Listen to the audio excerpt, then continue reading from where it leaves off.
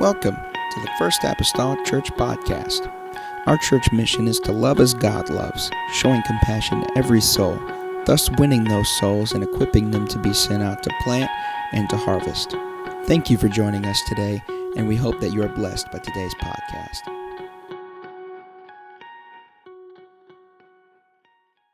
Tonight, hallelujah, Jesus. Thank you, God, for your spirit that's been in the house tonight. Hallelujah. You can be seated tonight. I'm excited to be here tonight. Tell you what, there's nothing like going to prison to just make you excited. Excited. Coming back from the prison, I had high school kids and workers that knew I'd gone to the prison, and we have some of those girls that come into the office and work with me, and they're like, we want to know how things went in prison. I just looked at them, I said, well, your all beliefs may not be like mine, but I saw women get the Holy Ghost and speak in other tongues. They kind of just looked at me, I'm like, God saved a bunch of women, that's all I'm telling you. So it was awesome. It was so awesome. I'm sure this coming weekend we'll tell you a little bit more about all that, but man, there's nothing like going to prison and seeing women in prison worship, because I tell you what it just does to me. It just convicts me to say, God, don't ever let me let down on my worship, because you've been too good to me. And if a woman that's incarcerated, who has made so many mistakes in her life and wound up there and didn't know how she got there, can raise her hands and worship in a prison, God, convict me. Convict me. Well, tonight, we're going to talk about the 5 love languages. I looked around the room, and I believe everybody here took the assessment last week except for one, and I already know that they retook it this week, so some of them are not here, but we're just going to get going. Thank you for starting my timer so I can keep an eye on it. I appreciate that, Brother Zach McGee. So last week, you all took the assessment, and I went through each of them just to make sure that all the numbers were added up correctly, because on the back all the numbers should total 30. So if you see a little scribbling on yours and it crossed out and another number written, that's where I went back and reassessed your numbers, because there maybe was one missing. So if that's what you see, that was me, all right? So I fixed it for you. So, and I marked them first, second, most of them. So your 5 love languages, this is very important. Most of us grew up learning to speak the language of our parents. If you grew up in an English-speaking home, you learn to speak English. People that grew up in a Spanish-speaking home learn to speak Spanish. Now, they may have gone to a public school where they learn to speak English, but what do they do when they go home and talk to their family? They speak Spanish, right? Because that's their primary language. And that becomes what is known as their native tongue. And so as we go on in time, we may learn additional languages, maybe 1 or 2, or as Brother Mason, 4, 5, 7, 8, 10, whatever. But it usually takes a lot of work, doesn't it? Because when we learn to speak a language as a baby, our mama, dada, ball, dog, all those things, it becomes easy. But later in life, we start to learn other languages. It can become more difficult. It requires more work, more intentional learning. And so when we're talking about love languages, the idea is not that much different. If you have 2 people trying to express love to each other and they don't speak the same language, they may never truly understand how to love each other. So I've asked Brother and Sister Mason to do a little example for me, so I'm asking them just to kind of come up here for a second. You all know that Brother Mason has learned a lot of different languages, more languages that he knows than what his wife knows. So I'm going to ask him just to express some words to his wife tonight, all right? Yakara sheli, ani ahava otcha, ve'at tzricha at bechaim sheli. All right. Now, I tell you what, those sounded like some great words. Can you tell me what he said to you? No, but his eyes said it all. So you don't know what he said? Can you tell us what you were speaking and what you were actually saying? So the language is Hebrew.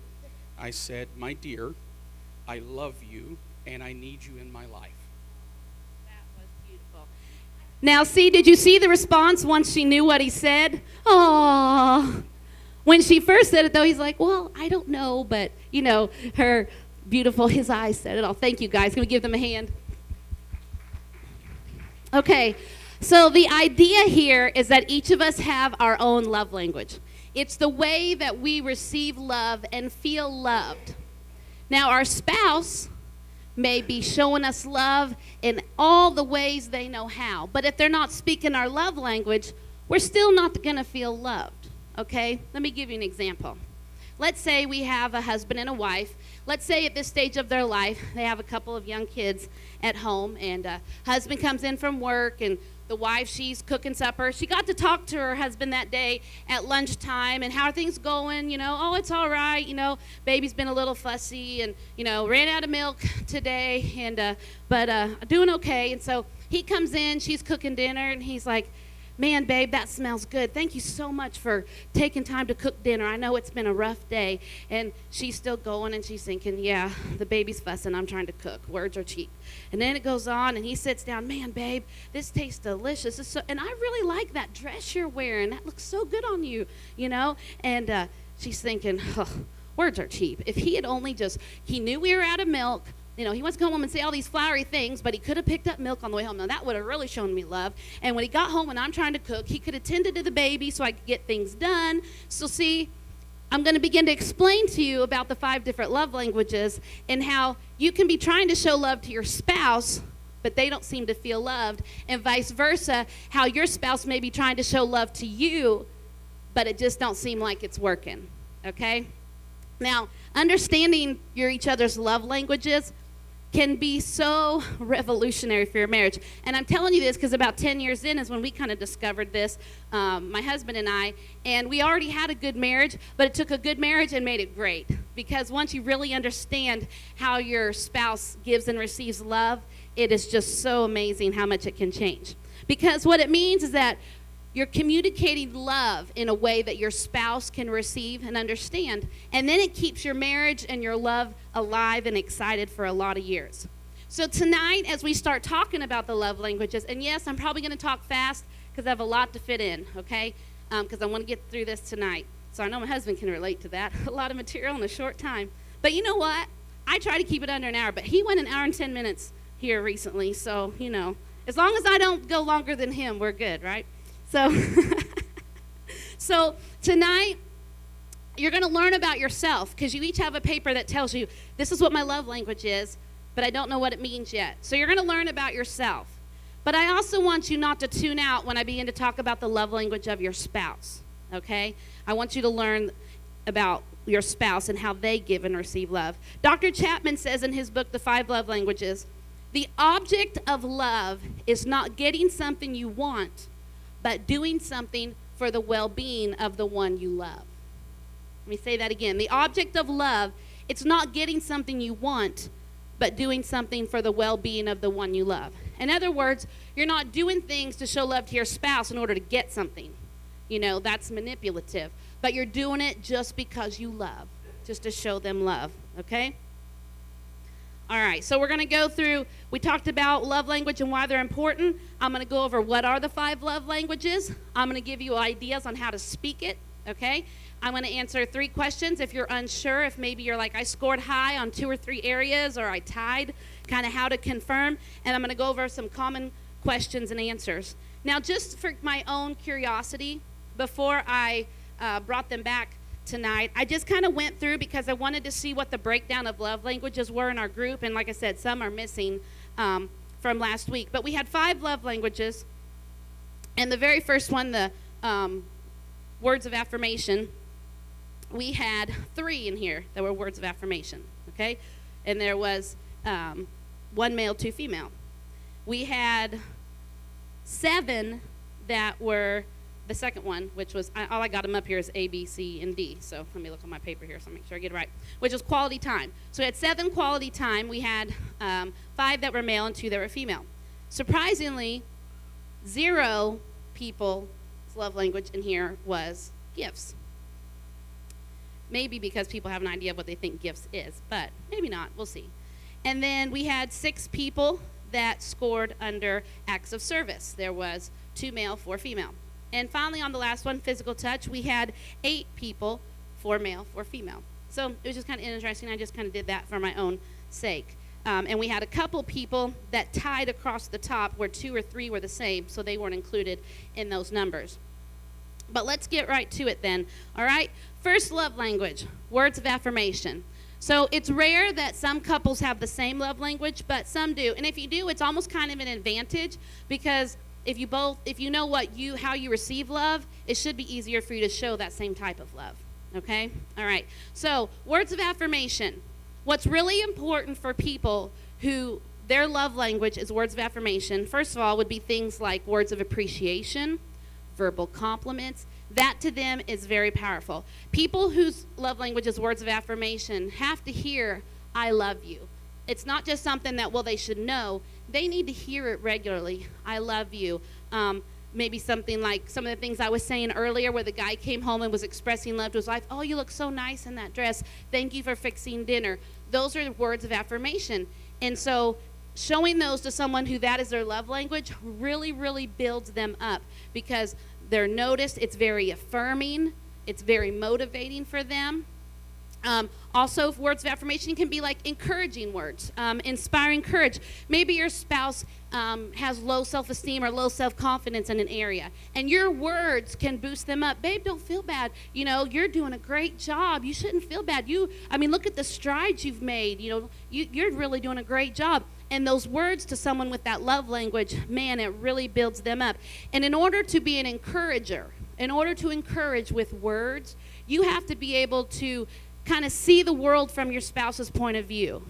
How are they seeing things? You have to be empathetic. You have to be able to have sympathy, okay? So we have to learn, though, then, what is important to our partner. What are the things that they get discouraged about? What are the things that bother them? Where can I pull in encouraging words to lift them up, okay? Kind words. Kind words. And when I say kind words, when someone's love language is words of affirmation, it's not just the words you say, it's the tone of voice that you use, right? Okay? For example, Sister Mason, she didn't know the words he was using, but by his tone of voice and expression, she knew he was saying something kind. She knew that he was saying something loving. So you can say something to someone, and they can understand the words you're saying, but if you say it in a hateful way, it's not going to be meaningful, okay? I'm going through and I'm going to kind of give you an overview of all the love languages. Then I'm going to come back and break down actual, tangible, physical, everyday actions you can take to show that love, okay? Also important to someone who has words of affirmation as their love language is words of forgiveness. Sometimes people have a spit spat and then they drop it and they just go on. But someone who has words of affirmation, it's important for them to hear the words, I'm sorry. It's important for them to hear when they have apologized, I forgive you. It's words matter. Words are important, okay? So next can be humble words. And that's where you're using words to make requests, not demands. It kind of goes back to what we've talked about in the past couple weeks about like the I statements, I need, I want, I would like. It goes back to using our words to request our desires, to request things that we would like. And here's the difference between a request and a demand. A demand leaves no room for choice, right? But we can't force someone to love, right? We can't force someone to love us. It's their choice to love us.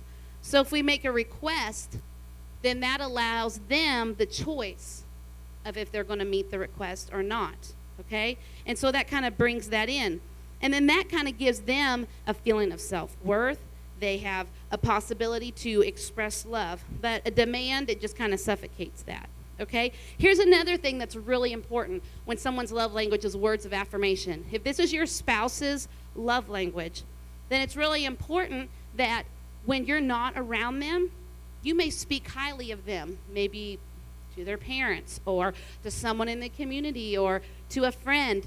And what is even greater is when word comes back around to your spouse, yeah, your wife, your husband was just talking about the other day and telling about how great you were or how great a job you did or, how accomplished you are at this. Man, then that really raises the bar because they didn't just say it to my face. They said it to someone else about me. I mean, how amazing is that, right? It's really, really great. So it's really, really neat whenever you can do that and it comes back. Another type of expression of that might be if someone has words of affirmation as their love language, maybe their spouse went on social media and wrote a long thing about how great their spouse was and how they just are so proud of them and what they do and all that. And it just the whole world is told how great their spouse is in words. And then their spouse sees that. That's a big boost. That's very meaningful to them. Now, on the flip side, if a love language is words of affirmation, there is nothing more detrimental to that person than insults and criticisms and angry words. For someone that's their love language and that's what's the most meaningful to them, then when there are hurtful words said, when there are insults, when they are put down, when they are made fun of, when they are criticized, that is like a dagger through the heart. That's like a dagger through the heart for them, and it's harder for them to recover.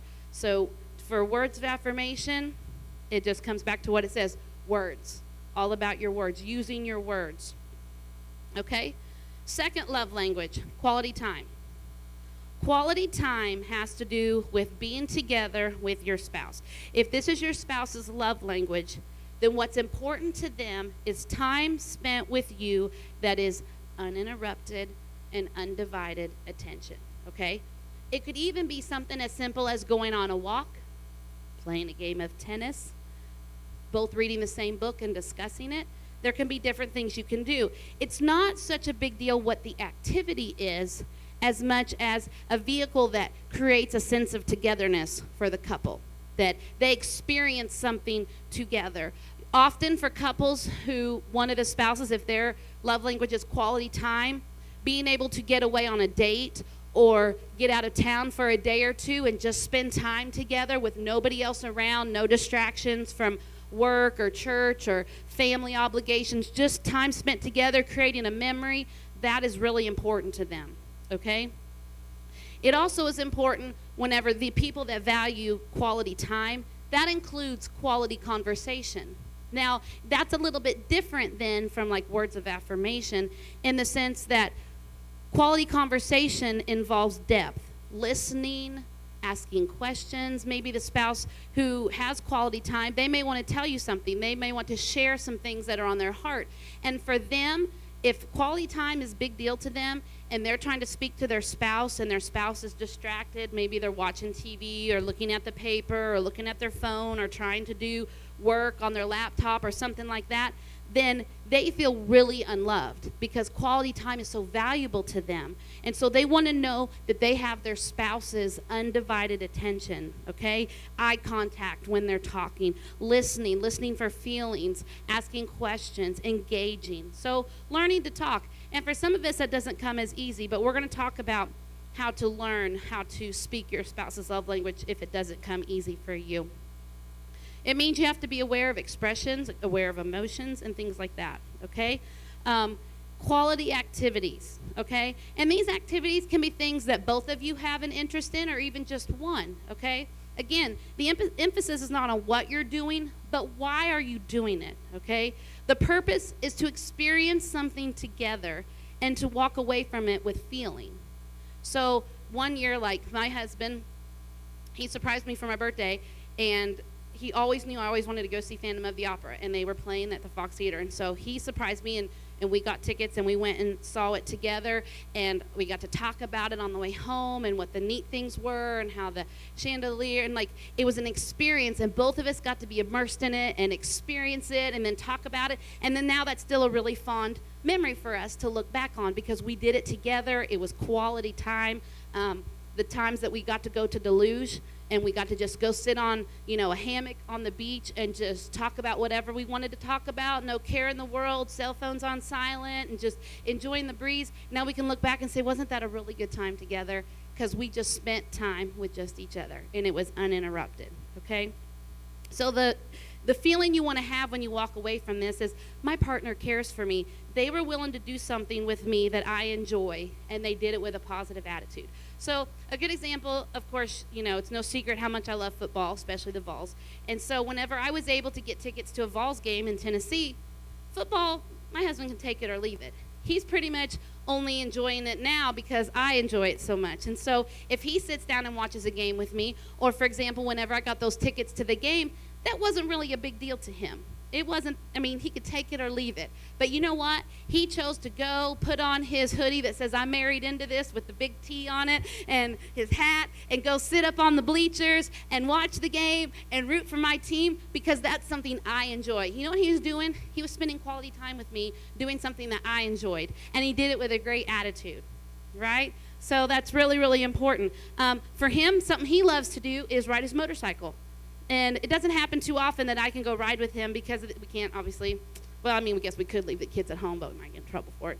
But when I do get to ride with him, it's a relaxing time, something that he enjoys, and so I'll go do it with him. So basically, the reason why you're doing these activities is to express love to your spouse by being together, okay? Sometimes it requires careful planning. He had to plan for that Phantom of the Opera thing. He had to look online, buy the tickets, plan for it down the road. We're going, it's at this time, we're going to have to get a room. You know, he planned it. So sometimes we have to give up individual activities or individual things in order to carve out space for our spouse, because you all know life demands a lot of all of us. Jobs and family and all that, and if you're not purposeful about it, it'll just fly by, and before you know it, there's no quality time spent and your spouse feels really unloved, okay? So it's really important. And here's the thing, guys. I know I'm talking about like a football game or going to an opera or something like that. It doesn't have to be that, though. Quality time could be as simple as at the end of the day, before you go to sleep, you're laying in bed and you're facing each other and you spend 20 minutes talking about your day. And how was your day? Anything exciting happen? How'd you feel? For my kids, quality time ranks high in their love language. I've done this love language assessment on my kids, so I know how they give and receive love. And I've gotten into the habit, you know, a lot of times we used to ask our kids, well, how was your day? It was fine, it was okay. But now I've gotten in this habit, I started asking my kids, what was the favorite part of your day? What was your least favorite part of today?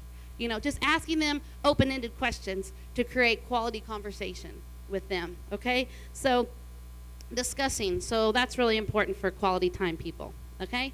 Number 3, receiving gifts. Now you might say, man, if your love language is receiving gifts, how materialistic is that? And it could be further from the truth, okay? Receiving gifts through the years. We'll talk about love languages, if they change or fluctuate and how that happens and if it does. But sometimes gifts can become an important part of a relationship. And it's not about the gift, okay? Even though it's called receiving gifts. The idea behind someone whose love language is receiving gifts is, my spouse was thinking of me when they weren't with me. And they took the time to get this for me. It could be something as simple as they was at the gas station getting gas and they went in to pay and they saw this little bucket that had some roses in it and they go, oh, I think I'm going to take that home to my spouse, you know? Or, you know, at the grocery store at the checkout and, you know, sometimes be like, oh, I know my husband's favorite candy bar is a Zero bar. You know what? I think I'm going to grab him one of those and take it home just because, no reason. And so it's not about the gift, it's about the thought behind the gift, right? It could be a note left on a mirror. You know, maybe one spouse gets up before the other one and has to go to work, and so the other spouse gets up later and comes in, and there's a little note. Oh my goodness, you know, that just, to a person that receives gifts, I mean, they're probably going to have a tote or a box with all their little sentimental treasures in it because they just so appreciate the thought behind the gift, okay? Because if your spouse is a gift, receiving gifts is their love language, then it's important that you're thinking of them when you're not with them. It could be something like, you know, you're running through a store to grab something and you see a shirt and like, oh my goodness, they would love this, you know. Maybe your husband is a Star Wars fan or a superheroes fan and you see the shirt and you're like, oh my goodness, this is so perfect, they would love it. And so you just grab it for them. So that to them is really important. Now, for someone whose love language is receiving gifts, things like birthdays and anniversaries and Christmas, that's a big deal to them, okay? If those things go forgotten, I mean, it doesn't have to be some extravagant gift, but if there's no card, no note, nothing, then that doesn't speak love to them. They kind of feel unloved because those things are really important in their mind. And you all know that there is an intangible gift we can give, and that's the gift of ourselves. Just the gift of ourselves and being present, being there when your spouse needs you. You know, being there, that's a priceless gift. You can't put a price on that, okay? So I'm going to give you some ideas later, but you're going to have to take note. Some people are like, I have no idea what to buy my spouse. Like, I wouldn't have the first clue. Well, you know, there's some great things out there that can help you with that. There's, you know, I tell my husband, him and I both have Amazon wish lists where if we see something online we like, we throw it on the wish list. This is something I'd like to have, and periodically we'll go and check it. And you know, so here recently for Valentine's Day, I was so excited because my husband had some things on his wish list that wasn't books. I was like, yes, I was so excited. He had this gospel CD and he had this Newton's Cradle thing he wanted for his desk, and I was so excited. So I ordered that Newton's cradle that he wanted, and oh my word, if it wasn't the dinkiest, plastic, most horrible thing you ever seen, it was awful. I was so bummed. He opened, because I didn't open it and take it out. He opened it and he, took the ball and it was like, click, click, click, stop. I mean, it didn't do nothing, so guess what? We packaged it up and sent it back, so that didn't work too good. But it was a thought that counted, right? It was a thought that counted. He still had a 0 bar and some really cool socks in there anyway, so maybe 3 out of 4. But gifts are important whenever that's your spouse's love language. Okay, another thing you can do is recruit help from family or friends. I know when we've gone to preach out, Sister Mason, I don't know how many times she's gotten a Facebook message from somebody, what does your brother and his wife like to snack on? What do the kids like? What's they into? And we'd show up and there'd be a gift basket in our room with all of our favorite snacks and something cool for Trevor that was Spider-Man or Batman or whatever he was into, and something pretty for Mariah, maybe a scarf, and because they took the time to invest and find out what they liked. And if you take the time to find out what your spouse likes, I mean, for goodness sake, have them take a survey. What's your favorite color? When we used to do exchange gifts years and years and years back as ladies, man, what's your favorite perfume? What's your favorite color? What size do you wear? I mean, you can make a list. There's times that I've made a list on my phone of just different things that I'd like, and my husband had been on my phone, and he sent it to himself, and he has it saved on his phone. So he has a list. So he always has ideas, right? So it doesn't have to be anything big, though. Just remember that. It can be something very simple and inexpensive as a candy bar or a note or even just a little card from the Dollar Tree for 50 cents that you wrote in, all right? Okay, language number 4, acts of service. Acts of service. The Bible even tells us to serve one another in love. And acts of service means doing things you know your partner would like for you to do, okay? You're trying to please them by serving, okay? That it's going to require some effort. It's going to require some energy, maybe even some planning or some time, okay? So in acts of service, which I can speak to this one for sure because my husband's been an act of service love language for years. And so some of our languages are determined a little bit kind of like by our DNA. If we were neat and organized as a child, we're probably going to be neat and organized as an adult. If we were more relaxed and laid back, then that's probably going to be more how we are as an adult. And that's kind of the same way with the love languages. We typically have one that's kind of our primary through our whole life, even though others may ebb and flow higher through our life depending on what stage we're in. And so with acts of service, I wish I had known this right off the bat. But 10 years in, discovering his love language being acts of service. Some of it may have been innate and just kind of in his DNA, but also growing up, he had an awesome mom that she made sure there was dinner on the table. She made sure the house stayed nice and things like that. And so he grew up in a home where love was expressed through acts of service, right? Because that's the way his mom, she was always doing for others, doing for the family. And so he grew up in that type of atmosphere, and I didn't. With that type of love language spoken. Our family did more things like quality time and such. So there's no one love language better or than the other. Everybody just has their own. So once I learned that that was his, then it kind of began to click. It kind of began to click in my mind. So for people whose love language is acts of service, if like for me, if he comes home from, a long day studying and such and I have dinner ready, that means the world to him.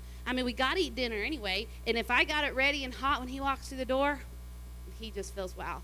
He's even thanked me. There's times going, man, babe, thanks so much. This dinner's great. Thanks for having it ready. Or if he walks in and, the house looks nice, and, I've had the dishwasher loaded with the dishes before he got home, and the living room, oh, wow, because then he can come home and relax. Because as an acts of service, and then also tied into her personality, if there's things undone, he can't rest and relax because he wants to get up and do them. So if he can walk in and those things are done for him, if, hey, babe, I got the laundry caught up, your laundry's laying on the bed, ready to go, it's clean, that means the world to him. This past weekend, some of his stuff got left at the hotel, and we went to buy the coffees, and so he didn't have his T-shirts and things he needed, and all he had was what he was wearing. Thankfully, there's a washer and dryer there. So I got his stuff, and I said, okay. So I went and I put it in the washer before I went to bed, and then I got up while we were still sleeping early next morning, went out there, put it in the dryer, and so when he got up to get ready for church, that stuff was dried. Something very simple, but to him that was very meaningful because an act of service, okay? So I think sometimes too, on the flip side, if a wife says acts of service, when couples are dating, what people do before they get married doesn't always indicate what they're going to do after they get married. Because some guys are in that, pursue and seize and conquer, and once they've conquered, I'm done, I can sit back and relax. I don't have to do it anymore. I got it. But it's important that if the spouse's love language is acts of service, that we don't just do all the things we can for them, get married, and then stop doing those things. Because then they're going to stop feeling in love. They're going to stop feeling loved, okay? Now, one good indication for you, maybe you may say, well, I'm not real sure what my spouse's love language is, or they took this assessment, but sometimes what our spouse complains about the most is a good indicator of how they're feeling unloved, okay? Right? So my husband is not a complainer by nature, but if the house got messy, he'd usually stay quiet, but sometimes he'd just be like, oh, it would stress him out. And that would be the thing he might come, and that was an indication to me, he's feeling a little unloved because these things are being neglected. And that wasn't on him. Emotions aren't good or bad. Emotions are just emotions. They're just how we feel in response to life and what happens to us in life, right? There's not bad or good. It's just how we feel. So understand that our spouses can respond with emotions based on how they are receiving love or not receiving love, okay? So you might say to your spouse, if their love language is acts of service, hey, babe, what are some things that you'd like to see done around here that you've, had trouble getting caught up on? Just list 3 or 4 things, just 3 or 4 things, and just tell me what they are. And then you could take that list and maybe knock one of them off for him in a month or in a week, or just take some time and just do those things. Definitely would make a difference to that person, okay? And we're going to come back and talk about some ways that you can do acts of service. Number 5, physical touch, okay? Physical touch is kind of a fundamental expression of love. It kind of meets an essential need within each of us. Although some people say, like, last thing I want to do is have someone hug me. Like, no thank you. No touchy, no feely. I didn't grow up in a home like that. No thank you, right? But for some people, physical touch is highly important. Now, I don't want you to get the idea that physical touch is all about intimacy, because it's not, okay? Physical touch is a whole lot more than that. And some people get in their mind that they get the idea that maybe they think that their husband's drive is higher. Well, then that must be physical touch. That must be their love language. But don't make that mistake, okay? Because that's not always the case. Physical touch includes things like holding hands, a simple hug. Physical touch is my primary love language. So for me, 9 out of 10 nights when we go to bed at night, we're getting ready to go to sleep. Maybe we've talked or read or whatnot. I'll be like, babe, will you rub my back for a couple minutes? I mean, like, you can almost program what the conversation will be. And sometimes he'll be, he'll be like, no, I'm not doing it. And I know that he's just joking, or he'll say, for a minute. And then if he's reading something, a book or something, it could go for a lot longer than a minute. And I don't just say nothing. I just smile and enjoy it while it lasts, But he does that because that's my love language. And just a simple back rub, sometimes I'll come home on my lunch hour and I'll be getting ready to go back, and he'll walk over and just, put his hands on my shoulders and kind of just massage my shoulders for a minute, or give me a hug before I leave, or a kiss. Those things are really important to someone who physical touch is their primary love language. And not just at home and not just in the bedroom, but man, if someone's love language is physical touch, it means the world to them. If you're out there in public and, maybe walking in the mall or at a ball game, and that your spouse comes over and just puts their arm around you or reaches down there and grabs your hand, I mean, that just means the world, right? I mean, for me, when we get to go to like conference or something, and my husband gets to sit by me in church, and when they start to pray, he takes my hand or puts his arm around me, it's like, this is heaven on earth, heaven on earth. Because, most of the time he's up there and I'm out here. So you may notice once in a great while, when we're having prayer, I may go find wherever he's at, even if you're on the platform, and pray with him. Not because always that I feel like he's under some great dire need, but sometimes I just want to be close to him and go pray with him, because that's just, that's my love language, physical touch, and I feel close to him when we're close together, okay? Now, for the same token, if someone's love language is physical touch, if their spouse has physically abused them, that has rocked and devastated their world, because they've received physical touch in a very negative way, okay? So to them, that just is, it just shuts them down completely to where they feel no love at all. It completely decimates them, okay? So it's important that it's the gift of touch. It really is. I mean, and if you think about not all touch is created equal, think about this sense, okay, like Trevor, his quality time and physical touch kind of are side by side. And so, of course, us together as a family is important.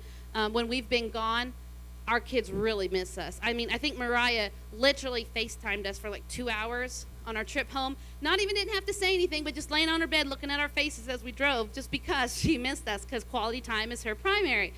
Trevor, physical touch is his. Now, as he gets older, and you think, not all teenage boys are created equal either. They may not want mom coming around giving them hugs and kisses, right? But you think about a teenage boy wrestling with his dad, or you coming up and giving him the old elbow, or, the little fist bump, or the, a little punch on the shoulder. Hey, son, how you doing? Things like that. That's still physical touch. But it's a physical touch that maybe a teenage boy doesn't feel like embarrassed about or feel like that's weird or something. So you find creative ways to show love in that way, okay? So it can be a multitude of things as long as it's done in a loving, fun way, okay? And even though I said it doesn't always include it, it's not only intimacy for physical touch. Intimacy is important, okay? So if someone's love language is physical touch, and maybe they're not feeling like they're receiving physical touch, they may say something like, I feel like the only time we come together is when I initiate it. Then that might be an indication that they're not receiving the physical touch that they desire, okay? So here's some ideas. So now we're going to go back to words of affirmation, and I'm going to give you some ideas. Like, okay, I understand what it is, but what are some things I can do? Now, if you go online, you can find 5 Love Languages, has a website, and you can actually sign up for emails, okay? I get a weekly email that has all the different love languages in that email, giving me an idea of something I could do to show love to my spouse. So if my spouse's love language is acts of service, it'll give me a tip on there. Here's an idea of something you could do to show love to your husband whose love language is acts of service. So if you're like, I'm so stumped, I wouldn't even know where to start, that's a good place to start, okay? So words of affirmation. Put you a 3x5 card in the mirror that says words are important, words are important, words are important, okay? So you might want to start keeping a list. Think about, sometimes we say things and take no stock of what we say. And a lot of times, there are times we speak before we think, right?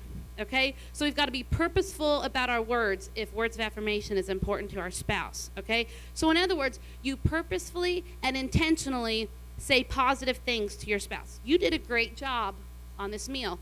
You look really nice in that outfit. I really appreciate you mowing the lawn today.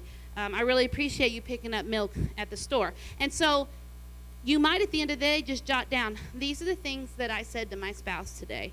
And you make a little note. On Tuesday, I said this, this, and this. Okay? This can be a revealing thing for you about how well or how poorly you're speaking words of affirmation to your spouse. Because if you start writing down, what's some positive things I told my spouse today? You don't know, but you can remember all the negative things you said. Then you know that you're doing damage to your spouse. Okay? All right?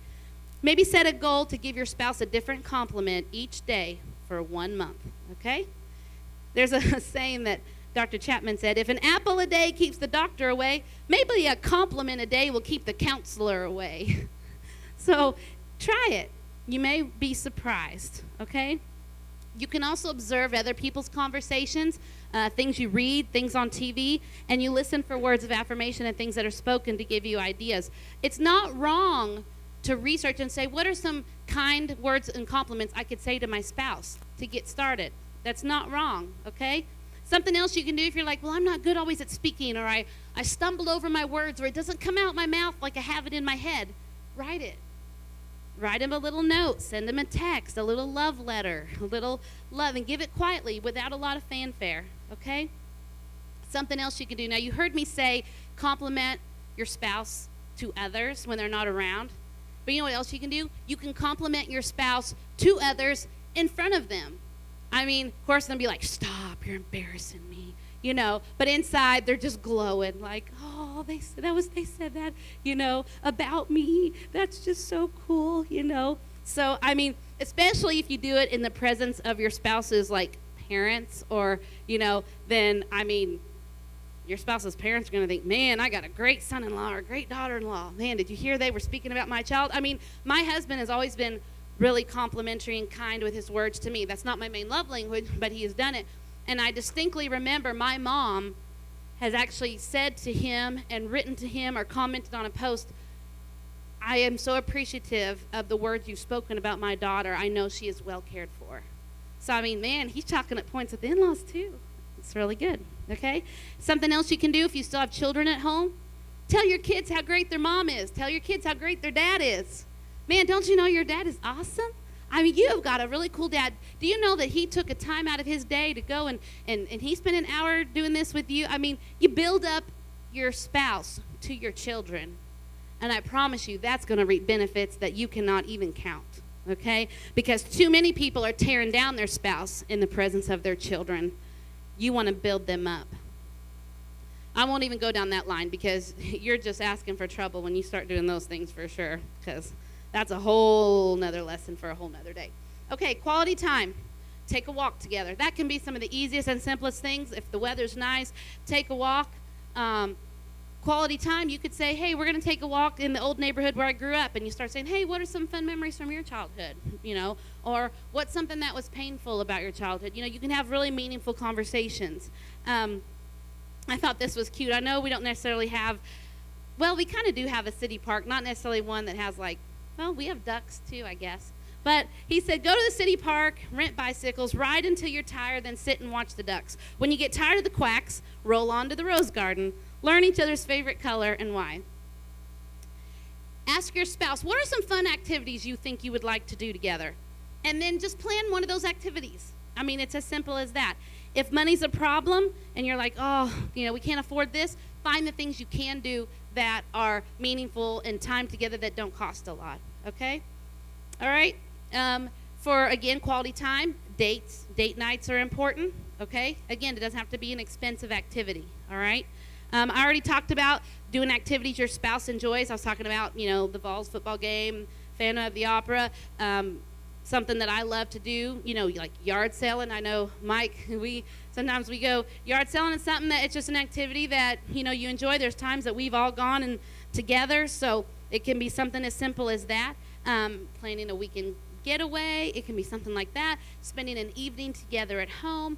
But also, having meaningful conversation is an important part of quality time, which means getting to know your spouse. You might start finding open-ended questions to ask. When you grew up, who was your favorite teacher? Why? What are some memories you have? When you lived at home, what was the worst mistake your parents ever made? What's something you did as a kid that you felt like your parents were proud of you? Meaningful questions that really help you learn about your spouse, okay? All right, receiving gifts. Like I said, it can be something real simple. Something that would be really cool. Imagine this. If the spouse's love language is receiving gifts, and let's say some random week, not a birthday, not an anniversary, not Valentine's Day, just some random week you decided for 7 days, I'm going to get him a little gift every day. I'm going to leave a little box of candy on Monday. Tuesday, I'm going to just get a couple of flowers and bring him home, or I'm going to get him his favorite cologne or pick up a movie he liked. And then the next day, I'm going to do this. And your spouse, their love language is gifts. It's like, do I say something or don't I? If I say something, it might stop, but what's going on, And you just respond, just trying to fill up your love tank. And you might say, love tank, what are you talking about? Dr. Chapman talks about a concept that's introduced in the book, His Needs, Her Needs, which is how relationships are like bank accounts. And the more money you got in the bank, the better that account looks, right? Well, when you have relationships with people in your life, when you have positive experiences and you have good emotions and quality time and love and feelings, then you have a lot of deposits going into that account. So it raises the amount of love you feel. That's your love bank. That's your love tank. You're feeling really loved. Where the opposite is also true. If you're constantly having arguments and criticisms and fighting, it's like withdrawals keep getting made. And if you're making more withdrawals in that relationship than you are deposits, eventually it gets in the red and you have a lot of problems, right? So if you can continue to show love to your spouse in the way they feel loved, you're continually keeping their love tank full. You're continually making deposits. And here's what you want. You want your marriage relationship, okay? You want the relationship between husband and wife to have greater deposits and a higher account level than any other relationship in your life, all right? Because that's how affairs happen. If the withdrawal, and then someone over here, they have positive, this begins to look more attractive than this. So you want to keep that marriage uplifted. You want to keep it strong. You want to keep the value high, okay? It can also be going through, let's say that you know that you used to take walks through this one special part in the woods, and so you went and took a walk through the little trail, and you might just pick up a little stone or a little stick or a little feather and get home. Oh, I just picked this up as a memento of our little walk. I mean, just something sentimental, didn't cost anything, you know. Then they get out the little paints and put the little, you know, date, maybe, you know, P&D 2/21/18, you know, just something simple, doesn't cost anything. You know, I mean, man, you could really even make it cheesy. I found this feather. Honey, you're the wind beneath my wings. You know, it could be something simple, but, you know, for the person that loves gifts, man, it can really mean a lot, seriously, okay? So another thing that you should do if your spouse's love language is gifts is to keep an idea of what they like. Like I said, when they say, oh, man, look, honey, isn't this so cool? Or maybe they have a Pinterest account and they have things on there that they like. You know, you take note of that, okay? All right. Acts of service, all right? The things that maybe you've heard your spouse say, man, I just have so much on my plate this week. I just don't have time. You know, well, what all do you have to do? I've asked my husband this before. I remember one time on a weekend whenever he took the guys to men's conference. And he was coming back home on Saturday. I think it was national conference. And he had to preach twice on Sunday. And he was so, you know, and it was in warm weather, so the lawn still needed mowed. And so Saturday I went out, got the push mower, put gas in it, and I mowed the lawn. So then when he got home, he didn't have to worry about that, and that meant a lot to him because I took care of something that was off his plate, then he could focus on what he had to do for church the next day, okay? So that just meant a lot to him, and I just showed love for him by performing an act of service, okay? And I mean, it goes without saying that Jesus himself became a servant and showed us what being a servant was like. You know, washing his disciples' feet and showing love and going out of his way, okay? So there's nothing more biblical than showing love to your spouse through acts of service, okay? Something else you can do if you have kids at home is while the spouse is away, get the kids together and say, we're going to do this for dad, or we're going to do this for mom, you know, and do something fun or do something for them that's special. Now, they made a suggestion on here that I kind of chuckled because it said, maybe while your spouse is gone, you can go in and organize their office. Well, you know, you go in and organize your spouse's office, they may not be able to find anything when they get back, right? Because they may not have it all neat and nice, but they probably have some sort of system where they know this stack is this and this stack is this. So, you know, before you do some major act of service like that, you might just check first, right? Okay. So, you know. All right, so pay attention to the things that your spouse complains about because it's probably a good indication of the things that they would like to see happen. Now, if you're the person that is acts of service and you're really wanting something from your spouse, nagging and complaining usually doesn't get it done. But think about, let's say someone's coming over and you know the lawn needs mowed and you're worried they're not going to do it, and you say something like, man, whenever you mow, the yard always looks so nice. I really appreciate your work. And I just want to thank you in advance for mowing the lawn before Julie and Ben come over for dinner. I mean, you know, you kind of are asking in a real nice way. They kind of get the idea that this is something you want done, but it's just something done in a very kind, loving way. Okay? All right. And lastly, physical touch. This is one that if your spouse's love language is physical touch, it's not a hard one to do, unless for you, physical touch is difficult, and we'll talk about that. Maybe you're just walking into a grocery store, into Walmart, into the mall, and you just reach out and grab your spouse's hand. while you're eating together, maybe you just kind of sit close to them on the bench so that your bodies are touching, or your knees are, footsie under the table, kind of thing. So back rub, shoulder massage. Your spouse is sitting on the couch. It's been a long day. They've been on their feet, and, you give them a foot massage. I know for me, being physical touch, there's times, when I've washed it and left it straight, I'll just be like, babe, we brush my hair. And so he'll get the brush, and he used to do that a lot when he was younger because I used to wear my hair straight a lot more. And he would just sit and we'd watch TV, and he'd brush my hair, because that, to me, I felt loved in that way, okay? So putting an arm around them, maybe whenever they come home and they come in the door, just greeting them with a hug. Sometimes if someone's physical touch, and every time they come home, it's like, oh, hey, babe, what's up? But if you walk in and say, oh, you just take a moment to give them a hug. Oh, I missed you. It's really good to see you. My husband, y'all know he likes to joke sometimes. And so there were some times I was working, and I'd come in, and Rascal, of course, he's always just biting at the bit when you walk through the door to just chop on you. And I'm like, hey, buddy, how are you doing? And he was joking one day, and he's like, oh, I think you're happier to see the dog than you are to see me. I'm like, well, if you come greet me at the door like that, I'll be excited to see you too. So we like to tease each other too. Lots of laughter and stuff, so that was fun. So let's see. I got about 10 minutes. All right, so let's run.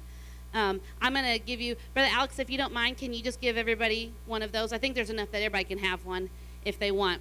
So here's a few frequently asked questions, okay? You might say, what if I'm not really sure what's my primary love language, okay? I took the profile, and some of my scores came out almost even. I'm not really sure what it is. Here's some ways that you can confirm if it's right or if it's wrong, okay? First, observe how you most often express love to others, okay? So if you're a person that's constantly doing acts of service for others, that could be your love language. Or maybe if you're a person that's constantly giving other people compliments, okay? So what I've given you is a paper that's just going to kind of give you a quick summary of each love language, and on the back it's going to give you ideas on things you can do.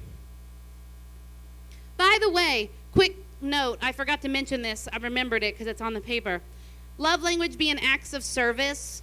If your spouse's love language is acts of service, another way that you show love to them through an act of service is maybe dressing up or making yourself look nice when you're going to be with them, okay? That you took time to fix your hair or put on a nice outfit, then that can make a difference. If you're a guy that's always in a holy ratty t-shirt and frayed jeans, and that's all they ever see you as or see you wearing, and their love language acts of service, it can really mean a lot if you kind of spiff up a little bit, spray on a little cologne. Or if you're the wife and, the only time they ever see you is in your pajamas, and, your hair's in a ponytail, and you take time to kind of curl it a little bit and put on a cute dress, that can mean a lot to someone whose love language is acts of service, because you took time to do that for them.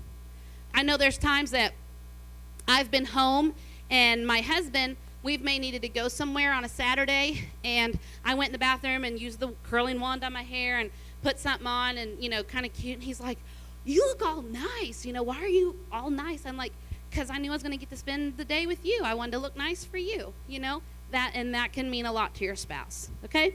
All right, so observe how you express love to others. Number 2, what do you complain about the most, okay? If you're a person that says to your spouse, what I said, I don't think you would ever touch me if I didn't initiate it, you may be revealing that physical touch is your love language. Or maybe your spouse goes on a business trip and you're like, what? You didn't bring me anything? You may have receiving gifts as your language. Or maybe you're a person that says, man, it just don't seem like we ever get to spend any time together. Your love language may be quality time, okay? Your complaints can reveal what your greatest desires are, okay? And number 3, what do you request of your spouse the most often? My husband could say right after that, I think my wife requests a back rub every night, And so, because my love language is physical touch. A request for quality time might be, hey, do you think there's any time this month that we could fit in a date night? That's quality time, and it's important. And you can kind of start to see that when love languages aren't being met, relationships start to deteriorate and break down, and it tends to be more negative. There tends to be more arguments because spouses are feeling unloved and unconnected, okay? Another way that you might be able to tell if you're trying to determine and you're like, you're trying to ask those questions, you might try the process of elimination, finding out what's most important to you. Well, okay, if I had to pick from these 5 and I'm going to eliminate this, could I live without this? Yeah, I think I could live without that. And you start going down and eliminating. Of these 3 that are remaining, what could I give up? And by the process of elimination, you also may be able to determine your love language. Now, you say, well, how do I know for sure? Trying to make sure I know my spouse's love language. Maybe, oh, they didn't read the book, or they didn't attend the seminar, or they don't know anything about it. Again, you can run through the same 3 questions. How does my spouse express love to others? What does my spouse complain about the most? What does my spouse request the most often? Okay? And even though sometimes our spouse's complaints might irritate us, they can actually really give us valuable information. Okay? So let that be not so much a negative, but start listening and let that be an indicator to you of what their primary love language might be. Another thing you can do is to try an experiment, a 5-week experiment, 5 love languages. All right? Each week, Monday through Friday, you pick a love language to speak to your spouse. Okay? First week, you might say, I'm going to speak words of affirmation every day to my spouse for a week. Then Saturday, Sunday, you rest. The next Monday, you say, this week, I'm going to ensure that we get quality time together, and I'm going to spend time with my spouse. And for 5 weeks, each week, you concentrate on doing one love language, okay? And typically, on the week that you're speaking your spouse's primary love language, you're probably going to see a difference in their countenance, in their response, and how they respond to you. And that can be a good way to figure it out as well, if you're unsure. Now, here's something that's a very common question. People say, can your love language change as you get older? Does your love language change over time? Dr. Chapman says that he believes that our primary love language, tends to stay the same over a lifetime, okay? Now, it's kind of like I was speaking about other personality traits that, we kind of, maybe if we were born organized, we'll stay organized, and thus and so. Now, maybe your primary love language is words of affirmation, okay? That's your primary. But at this stage of your life, you're the mother of 3 preschool children. Then acts of service from your spouse can probably become extremely attractive to you. So if your primary love language is words of affirmation, but you're the mother of 3 children, and your husband only ever says, I love you, you did a good job, they may start thinking, I am so tired of hearing him say that. I wish he would just help me. He's not lifting a hand to help me. So for years, it may appear that acts of service has kind of become your primary love language, okay? But it's more because of necessity and that time in your life. But if this person, their primary is words of affirmation, if that would completely cease from their life and they ever had acts of service, then they would start to reveal, oh, wait a minute, that is my primary. So there is times in your life where they'll fluctuate. For example, my husband's is acts of service, but he scored really high quality time this go around. Well, life for Pastor and I is very busy. We're subbing at the school, we're doing these prison conferences, we have just, the kids and their activities, we have a lot on our plate. So that's a need that's arisen in our life. It's very rare that he and I just get quality one-on-one time with each other. And you might say, well, you've gone to spring conference, but I'm talking quality time. When you're going to a prison conference, that's not quality time. We're ministering in a prison with 28 other people, right? So that has risen up high on his scoring because that's a need that we have is trying to carve out time for quality time. Another example of this would be maybe your spouse experiences the death of a parent, the death of a close friend. And at that point, words may not mean as much as just wrapping your arms around them and saying, I love you, I'm here for you, and just holding them so that they can cry. Because at that moment, a hug, an extended hug at that time may be the most meaningful thing in that moment, okay? So while physical touch may not be the primary love language, it's extremely meaningful in a moment like that because sometimes words aren't enough, right? Okay, good. I'm just about done. What if the primary love language of your spouse is difficult for you? Like you're like, that's their love language. But man, my spouse's love language is physical touch. I didn't grow up in a touchy-feely family, and it's so hard for me to do that. It's so hard for me to initiate hugging them or holding their hand, okay? The good news is that love languages can be learned. And we may grow up having only spoken one or two, maybe three of them that actually come natural, but the others can be learned, okay? And the idea is just to start small. If physical touch is your spouse's love language, you might start, you're pouring their coffee and you just kind of, give them a shoulder pat. Or maybe you walk by and just kind of, give them a little shoulder punch or something like that. It's kind of like those small steps that kind of start breaking it down so that you feel more comfortable, okay?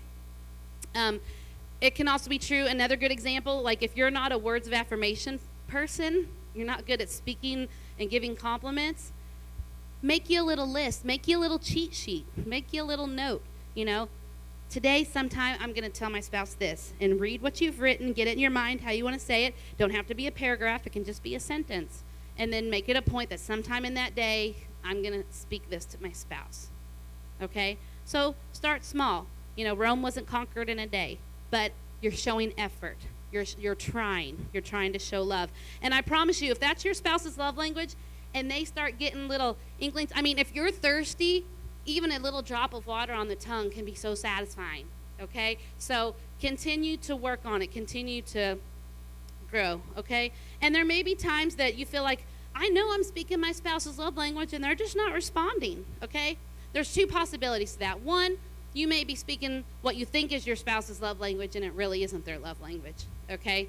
Again, like I said, sometimes wives automatically assume, I know my husband's love language, it's physical touch, all they care about is intimacy, that's all they care about, and so they're trying to speak their love language and make themselves available and show love, and they seem like, well, he's not responding like I thought he would. Well, it may be that that's not truly his love language. While he may appreciate physical intimacy or physical touch, if he has a different primary love language, then he's not going to feel as loved. Here's the other possibility. If you're speaking your spouse's love language, and it seems like they're not responding, there is a possibility that they could be invested in another relationship, whether it be emotionally, sexually, another type of relationship that has become more important than the marriage, okay? And so at that point, they could even perceive that your efforts, they're just temporary, they're not sincere, they're just trying to manipulate me to stay in the marriage.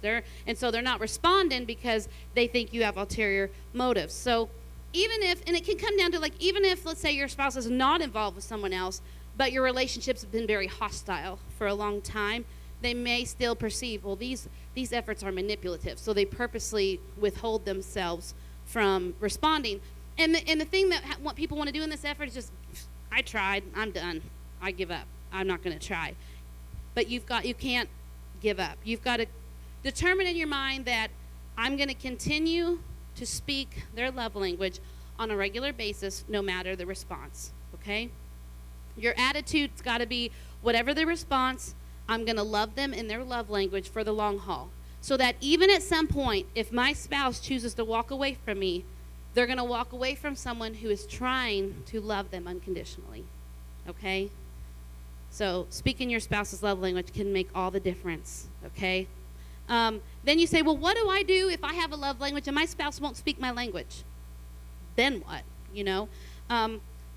Bottom line is you can't make your spouse speak your love language, right? Because love's a choice. You can't make your spouse do anything because then it's not love, it's a demand, right? Okay? So maybe your spouse grew up in a home where, maybe your love language is words of affirmation and your spouse grew up in a home where there was a shortage of positive words and there was a lot of criticism and a lot of negativity.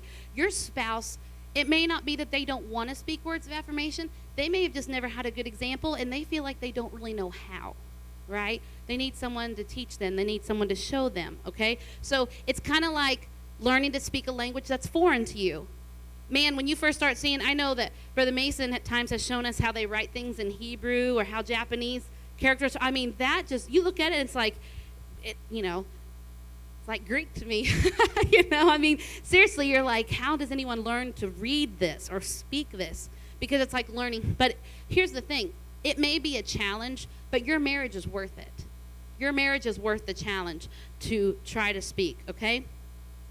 Another reason why that your spouse may choose not to always speak the love language is that maybe as a spouse you've made some changes and she fears that if she begins to speak lovingly in your words, maybe it's words of affirmation, that then the spouse is going to say, hey, I'm doing good enough, I can just stop right here. The idea that, oh, well, if I speak their love language, then I'm rewarding mediocrity, and they got more improvements to make, so I'm going to withhold it until I think that they've done a good enough job. But that's a myth that's got to be, because you go back to the love tank, right? You go back to the love tank idea.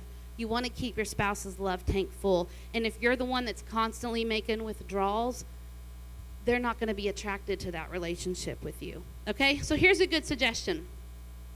You say, well, my spouse isn't speaking my love language to me. Okay? So you might go to them and say, might go to Paul and say, babe, on a scale of 1 to 10, how full would you say your love tank is? You know, how good do you feel about our relationship? And if the answer is anything less than 10, then, well, what can I do to help fill it? What can I do to make you feel more loved? And then I say, well, you could do this, you could do that. And so you do that. You choose to do that. And if you'll just ask that question once or twice a week and then seek to fulfill those needs, probably what's going to happen is at some point your spouse might say, well, how full is your love tank? What can I do to help fill it? And then you can kind of help teach them, well, you know, I'd really feel loved if we did such and such, or if we had some time together, or whatnot, okay? So, hey, I'm 5 minutes. It's time for me to shut it down. So last question. You might be sitting in here and say, well, I'm single. How can this apply to me, okay? Singles can understand their love language, and it can follow out into other relationships. Just like I talked about love languages with my children, love languages can cross barriers, not just marriage, but friendships and siblings and things like that. It can also help us understand how, as a child, when we grew up, whether we felt loved or whether we felt unloved, right? Let's say you were a child and your love language is physical touch, but you had a dad that wasn't real touchy-feely, but man, he provided for the family and went to work and made sure there was food on the table. And how many times have you heard the dad say, my family should know that I love them. I worked 30 years to provide for them, put food on the table, make sure they were cared for. One young man said, I realized that my love language is physical touch, but my mom never really hugged me. I never really got hugged from my mom. She spoke love through acts of service. She worked hard to get us in food and clothes and provide a place to live. And now I realize my mom did love me, and she was showing me love in her own way. She just didn't speak my love language. So he felt unloved as a child because mama wasn't speaking his love language. But now he realized she did love me because he had the understanding about love languages, okay? So expressing love in a person's love language can enhance all relationships, okay? If you'll stand with me tonight.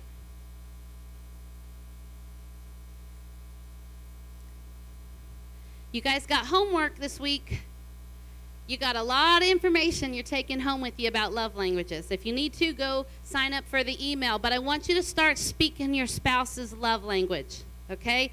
I highly recommend, if you're a reader or if you can listen to an Audible book, The 5 Love Languages by Gary Chapman is an amazing book. I wish I could just sit up here and read it to you.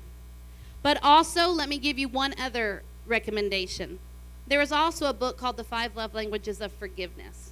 And when there's been a lot of hostility and negativity in relationships, this can be a book that tells you how to bring about healing, restoration, and forgiveness in relationships through your love languages, and how spouses feel forgiven and how they feel love and reconnection, okay? So excellent books. So I hope you enjoyed this night. You learned something about yourself and about your spouse. So I'm hoping that it just revolutionizes some relationships, because it sure did mine.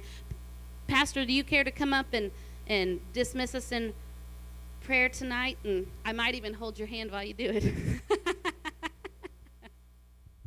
Just another reminder of that special offering. Thank you for listening. If you would like more information about our services and activities, you can find us on Facebook, Instagram, and Twitter with the username FACMC. Again, that's FACMC. Thank you, and have a blessed day.